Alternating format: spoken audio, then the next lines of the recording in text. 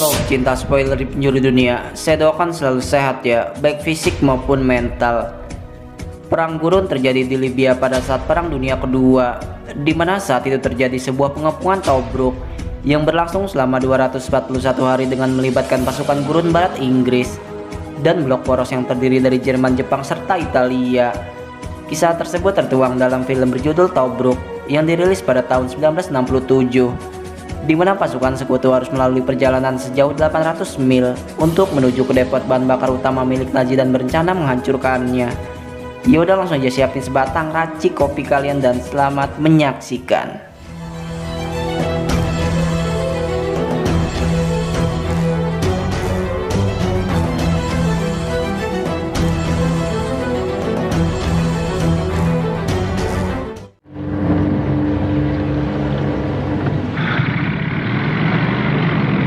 Kisah bermula saat pasukan Prancis menangkap sekelompok angkatan darat Italia di sebuah kapal pada pelabuhan di salah satu kota Prancis. Masih di tempat yang sama, 3 orang pria terlihat melaksanakan rencana penyusupan, di mana mereka berhasil melewati tiap tempat tanpa terdeteksi dan langsung melakukan sabotase saat itu juga.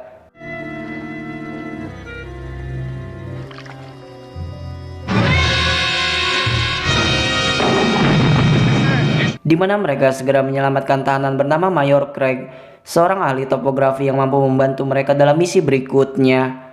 Ketiga orang itu pun meninggalkan kapal setelah mendapatkan sasaran mereka, di mana saat di luar mereka terlibat baku tembak dengan pasukan Prancis hingga Craig berusaha melakukan perlawanan.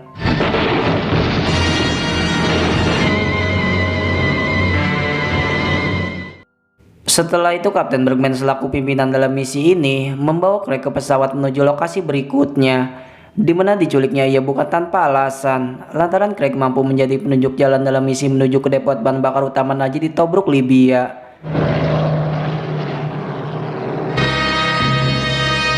Serving with the British.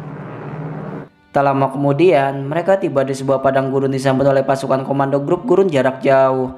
Mereka merupakan gabungan dari pasukan Inggris dan kelompok identifikasi khusus atau Yahudi Jerman yang ditandai dengan kerah putih di lehernya, di mana kelompok sekutu tersebut di bawah komando seorang bernama Letnan Kolonel Harker. Kurang lebih ia menyampaikan bahwa sebentar lagi mereka akan memulai perjalanan menuju ke Tobruk, di mana sebagai seorang penunjuk arah, Craig harus memimpin jalan dengan memakan waktu 8 hari melalui rute konvoi sejauh 800 mil. Jelas perjalanan tersebut sangat tidak mudah, namun karena mereka merupakan orang-orang terpilih dan sangat terlatih, maka dipastikan mereka mampu untuk menguasai medan. Welcome aboard, Major Craig. Never doubted it, Colonel. Work of art, mate, even though I do say so myself. Tak lama kemudian, mereka kedatangan satu peleton Yahudi Jerman yang dipimpin oleh Sersan Monville, di mana mereka segera bergabung dengan pasukan lainnya dan mulai melakukan perjalanan melintasi bermil-mil padang gurun yang mematikan. Setibanya di suatu lokasi, mereka memutuskan berhenti dan membangun sebuah perkemahan, di mana tiba-tiba beberapa tank Italia terpantau beriringan menuju ke arah mereka. Hal tersebut membuat Harker menugaskan pasukan untuk bersiap dalam posisinya saat tank benar-benar berhenti tak jauh dari posisi mereka.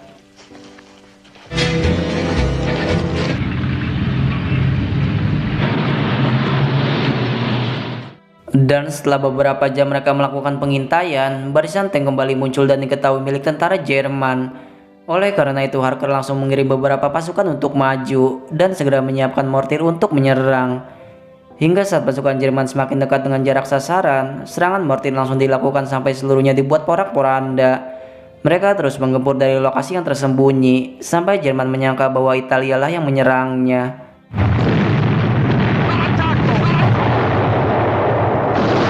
Saat kedua kubu itu masih saling berbalas meriam, pasukan meninggalkan tempat untuk melanjutkan perjalanan.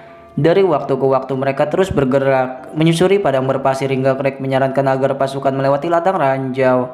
Namun hal itu ditentang oleh Harker karena terlalu beresiko, di mana Craig meyakininya bahwa jalan tersebut lebih aman, lantaran kecil kemungkinan akan berpapasan dengan tentara Jerman. If you're not gonna follow my advice, what the hell am I doing here? Maka setelah mereka cukup jauh dari lokasi awal, seluruh pasukan berhenti saat mengetahui bahwa ladang ranjau tak jauh dari tempat mereka, ditandai dengan beberapa mobil yang hancur karena menginjaknya. Saat itulah Craig melanjutkan perjalanan dengan Bergman, karena ialah satu-satunya orang yang mampu melewatinya. Dan benar saja, ia berhasil menemukan ranjau pertamanya dengan sebuah pisau bayonetnya. Begitupun ranjau kedua yang ditemukan dengan mudah. Itu membuktikan bahwa Craig bukanlah sembarang orang, melainkan orang yang tepat menjadi penunjuk jalan mereka. Mengetahui bahwa Craig tak mungkin melakukan seorang diri, Harker menugaskan beberapa timnya untuk segera membantunya. Namun ia pun langsung menolak lantaran memiliki cara yang lebih mudah, yakni menembakkan ranjau hingga beberapa titik meledak sendirinya.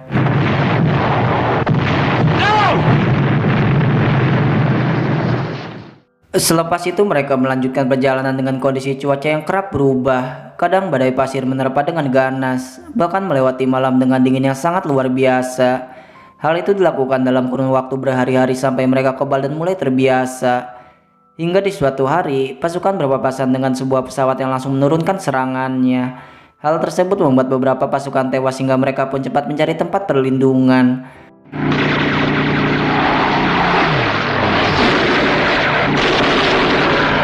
Melihat pesawat tersebut milik pasukan Inggris, mereka memberi kode bahwa pesawat telah menyerang kawannya sendiri. Namun teriakan tersebut sia-sia, di mana mereka tak punya pilihan selain membalas serangannya. Berakhirnya serangan itu, mereka melangsungkan proses pemakaman atas 8 prajurit yang telah tewas. Tak hanya itu, hancurnya mobil menyebabkan mereka kehilangan akses radio yang menjadi satu-satunya alat komunikasi. Hingga saat pasukan masih berdiskusi, tiba-tiba saja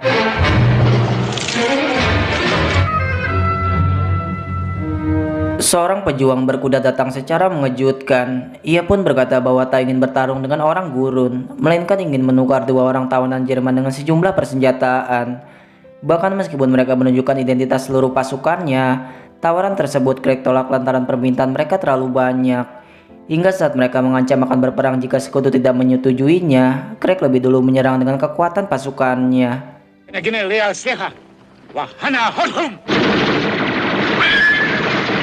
Maka kesepakatan pun dibuat hingga mereka mendapatkan 2 tawanan Jerman yang merupakan pengkhianat Inggris. Dia bernama Portman dan putrinya yang bernama Cheryl. Mereka berhasil selamat setelah ditembak jatuh saat menuju ke Kairo, di mana mereka kini menjadi bagian dari Jerman dan memiliki surat resmi bertanda tangan sekelompok perwira tinggi. Pada intinya surat itu berisi bahwa Mesir akan bangkit untuk melawan Inggris agar negara muslim lainnya berpihak pada tim poros. Karena hal itulah surat tersebut dianggap penting dan diamankan oleh Bergman. Make our guests comfortable, Monfort.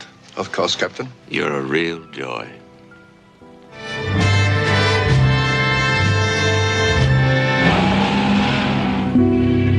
Singkat waktu pasukan tiba di lokasi pemberhentian berikutnya, di mana mereka segera menggelar pertemuan.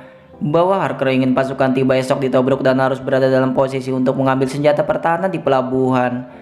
Selain itu mereka akan bergabung dengan serangan Angkatan Laut Amerika dan mengepung pelabuhan dengan tujuan utama menghancurkan bunker bahan bakar pasukan Jerman.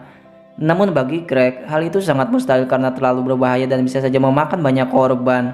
Ia juga berharap Bergman menentangnya, namun ia memilih untuk tidak membuka suara. Quite sure that Captain Bergman and his No Geneva Convention for us.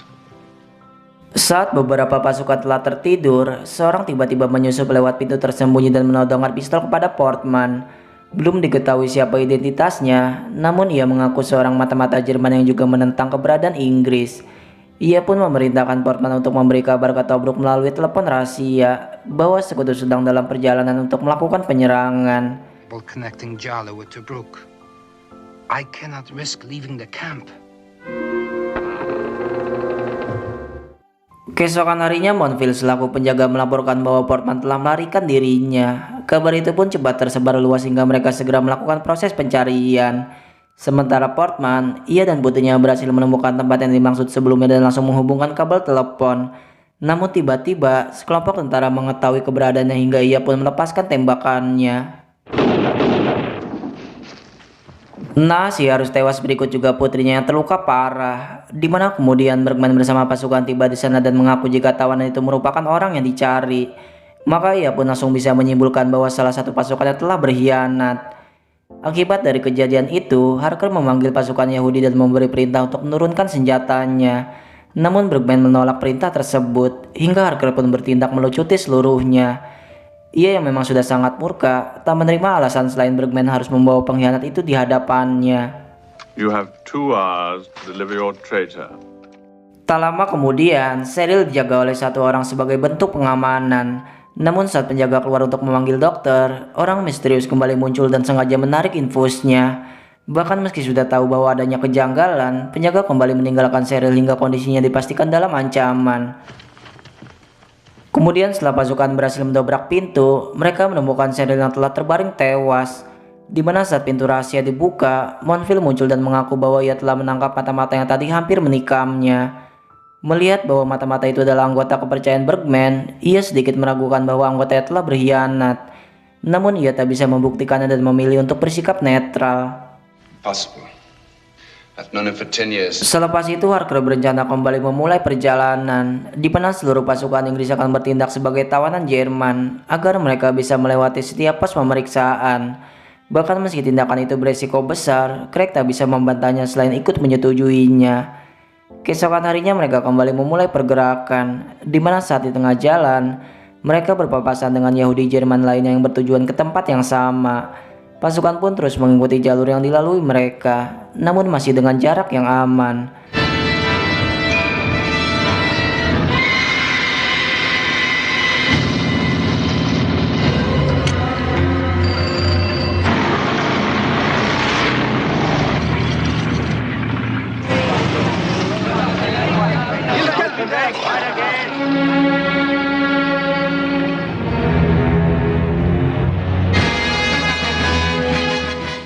Hingga setelah melewati beberapa jam serta sejumlah pos pemeriksaan, mobil berhenti saat tentara Jerman hendak melakukan standar pengecekan, di mana Bergman memberikan selembar surat izin palsu dan menyerangnya hingga tewas seluruhnya.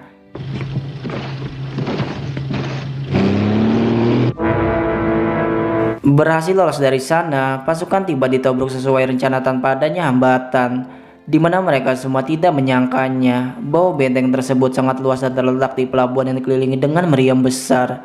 Pasukan pun langsung mengambil posisi dan membuat rencana penyerangan, di mana bertepatan dengan itu, barisan pesawat sekutu tiba tepat waktu sesuai dengan jadwal. Hingga kemudian, Harker menugaskan seorang anggota untuk menuju pemancar dan memberi kabar bahwa pesawat tidak perlu melakukan pendaratan. Namun Monville tiba-tiba ingin menggantikan dengan dalih bahwa ia lebih mahir berbahasa Jerman.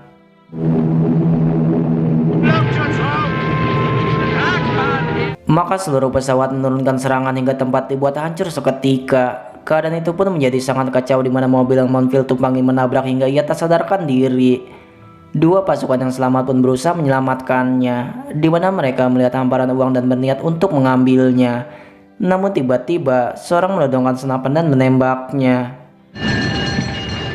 Raus, alle raus, er kommt schon wieder! Das ist doch... Was, Mann, you're hurt? I'm dead and gone to heaven. We weren't gonna nick this, man. Sementara itu, beberapa pasukan memulai pergerakan saat angkatan laut menurunkan serangannya. Hal tersebut membuat Jerman membalas saat itu juga, hingga pasukan pun menyebar dan melakukan penyusupan secara bersamaan. Hingga setelah berada dalam posisi, mereka menyerang Jerman hingga hangus seluruhnya. Berikut juga tempat yang dibuat luluh lantap.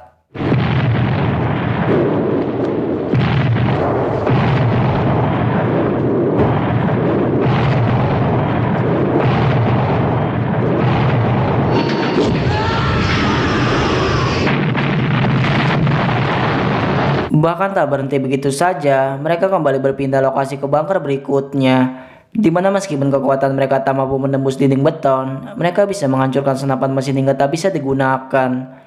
Tak lama setelahnya, angkatan laut sekutu semakin mendekat ke lokasi pendaratan. Hal tersebut membuat pasukan segera memberikan sinyal. Namun tentara Jerman tiba-tiba datang dan melakukan pengepungan. Sebagian pasukan pun segera beranjak ke bawah tebing untuk menghindari serangan. Namun tetap saja beberapa tak mampu lolos dari gempuran yang jelas sangat amat dekat.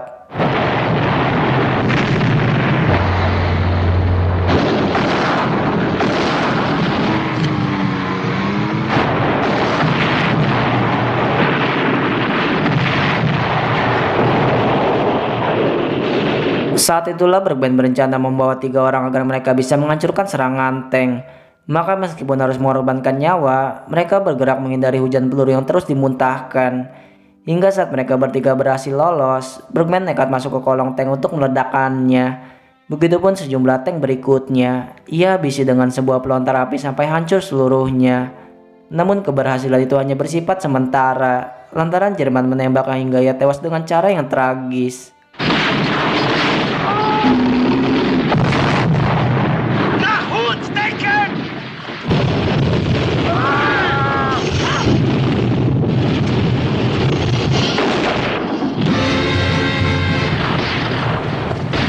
Selepas itu puluhan tentara Jerman kembali dikerahkan, di mana mereka memiliki tujuan yang sama, yakni mengejar Harker dan mencoba mengepungnya.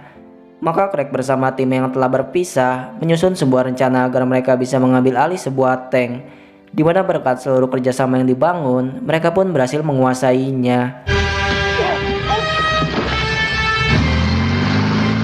Sementara Harker dan pasukan, ia harus kembali menghadapi kenyataan karena tak ada satupun tembakan yang mampu melawan kekuatan meriam.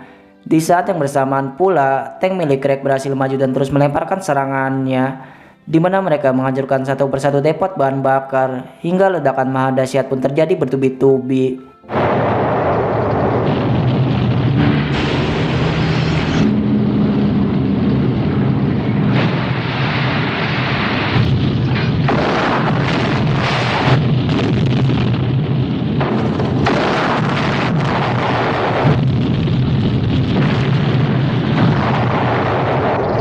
Kemudian saat mereka hendak pergi dari area tersebut, ledakan semakin meluas sampai tank jatuh kehilangan keseimbangannya. Hal itu membuat mereka terjebak dan hanya bisa pasrah saat api terus membesar dan melalap mereka semua. Sementara itu, Harker yang tidak mempunyai jalan lain, pada akhirnya membakar selembar kertas kesepakatan karena tahu betapa pentingnya bagi Jerman. Ia pun memilih mengangkat tangan dan mengakui bahwa telah menyerah. Saat itulah ia mengetahui bahwa manfil mata-mata Jerman yang selama ini mengelabui mereka semua. Maka ia pun diminta untuk menyerahkan dokumen tersebut, di mana sebaliknya ia langsung menembak Monfil atas seluruh balas dendamnya. Di tempat yang berbeda, Craig dan 3 orang lainnya berhasil lolos dari maut dan menjauh dari lokasi pertempuran.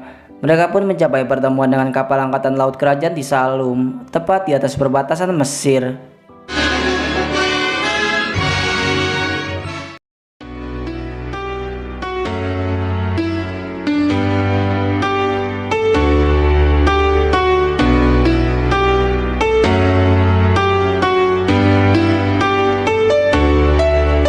Film ini menggunakan anggaran yang minim karena produser sering mengalami kegagalan dalam anggaran. Itulah mengapa beberapa efek terlihat tidak natural. Tapi lumayan lah untuk film 60-an. Semoga kalian masih bisa menikmati. Saya akhiri pembahasan kali ini dan sampai berjumpa lagi.